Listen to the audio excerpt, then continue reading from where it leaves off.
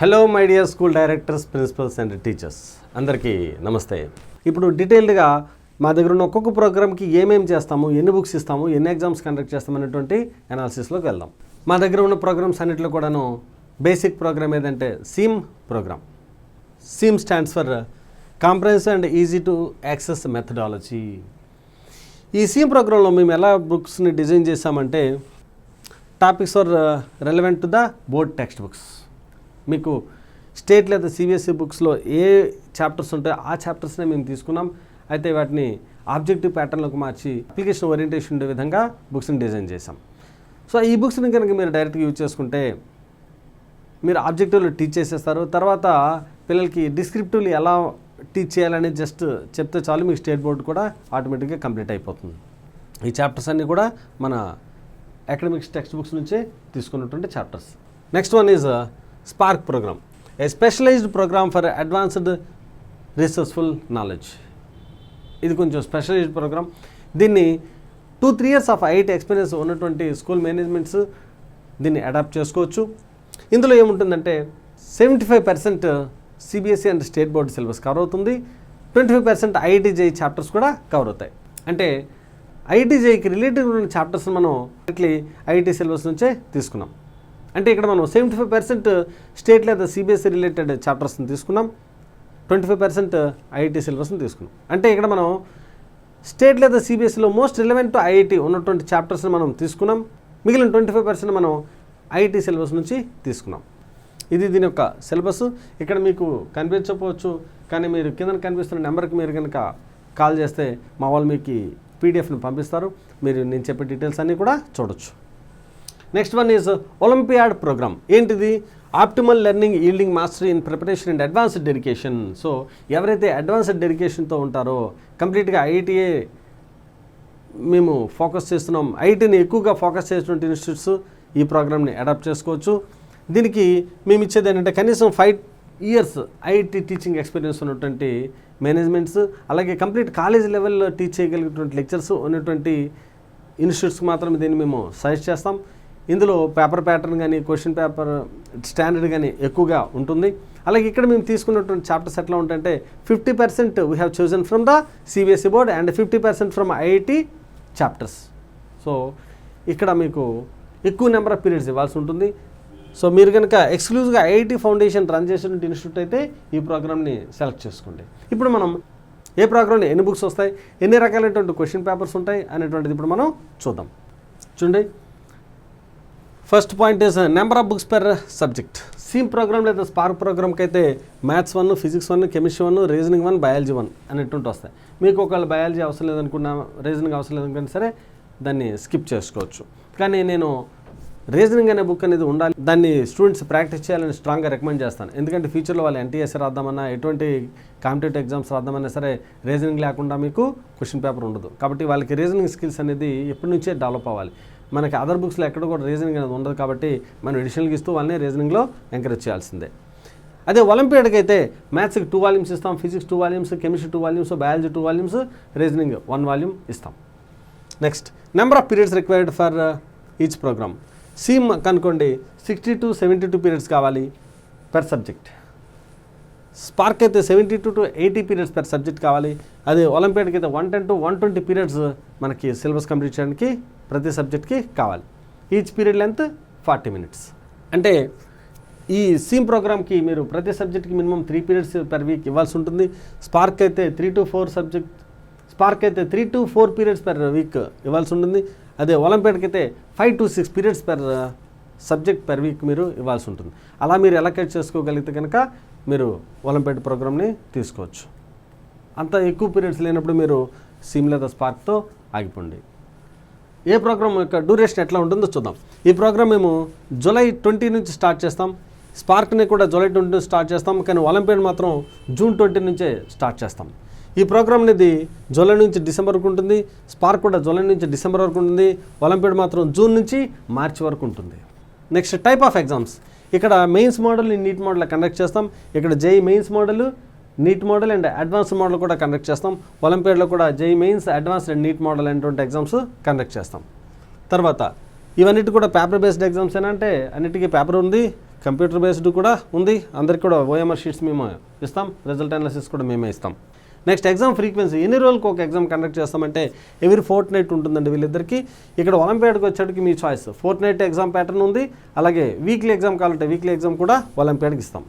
Next number of exams అంటే fortnight test ఇక్కడ 8, cumulative test 2, grand test 1, అంటే మొత్తం 11 ఎగ్జామ్స్ వస్తాయి. ఇక్కడ వీళ్ళకి ఫోర్త్ నైట్స్ 14, క్యుములేటివ్స్ 3, గ్రాండ్ టెస్ట్ 2, అంటే 19 ఎగ్జామ్స్ వస్తాయి. తర్వాత ఎగ్జామ్ డ్యూరేషన్, ఇక్కడ ఫోర్త్ నైట్ ఎగ్జామ్స్ అనేవి 90 మినిట్స్ ఉంటాయి, క్యుములేటివ్ ఎగ్జామ్స్ అనేది 3 అవర్స్, గ్రాండ్ టెస్ట్ కూడా 3 అవర్సే ఉంటాయి. నెక్స్ట్ టెస్ట్ స్టాండర్డ్ ఎట్లా ఉంటుంది అంటే ఇక్కడ 60% ఈజీ, 20% టఫ్, ఇంకా 20% వెరీ టఫ్ ఉంటాయి. ఇక్కడ 50% ఈజీ, 30% టఫ్, 20% వెరీ టఫ్ ఉంటుంది. ఇక్కడ 40% easy, 30% tough, 30% very tough questions ఉంటాయి. నెక్స్ట్ మీరేమైనా ఇక్కడ స్టూడెంట్స్కి అదర్ సపోర్ట్స్ ఇస్తారా, like RMO, NTSC, JSO, AS Rao ఇట్లాంటి ఎగ్జామ్ సపోర్ట్ ఇస్తారంటే ఇక్కడ మేము ఆ సపోర్ట్ని స్పెషల్ రిక్వెస్ట్ మీద అయితే ఇస్తాం, ఎక్కడైతే మేము కంపల్సరీ ఇస్తామండి. ఒలింపియాడ్లో ఆ సర్వీస్ అనేది ఉంది.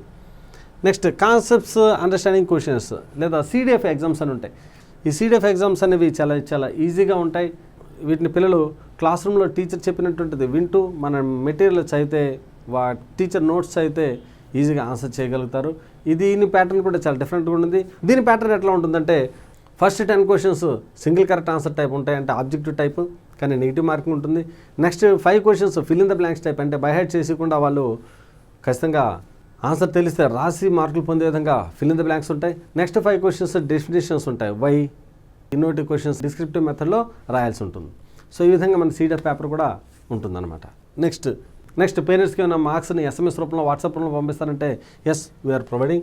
స్టూడెంట్ యాప్ ఉంటుందా, ఎస్. సీమ్ ప్రోగ్రామ్కి ఇంకా సీమ్ యాప్ అనేది డెవలప్ కాలేదు, కానీ స్పార్క్ అండ్ ఒలింపియాడ్ ప్రోగ్రామ్కి స్టూడెంట్కి నామినల్ ఫీజుతో ఈ యాప్ని ఇస్తాం.